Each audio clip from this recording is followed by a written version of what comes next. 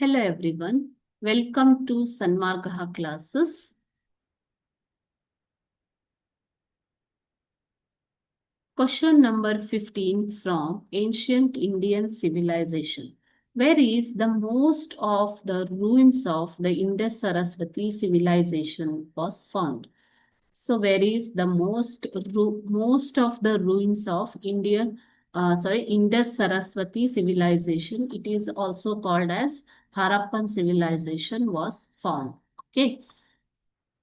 The most ruins or traces of the Indus Saraswati civilizations are found in Sindh and Punjab provinces. ಎಲ್ಲಿ ಸಿಂಧ್ ಮತ್ತು ಪಂಜಾಬ್ ಪ್ರಾಂತ್ಯದಲ್ಲಿ ಈ ಒಂದು traces ಅನ್ನ ನೋಡ್ಬೋದು, ನಾಗರಿಕತೆಯ ಟ್ರೇಸಸ್ ಅನ್ನ ನೋಡ್ಬೋದು. Okay, thank you.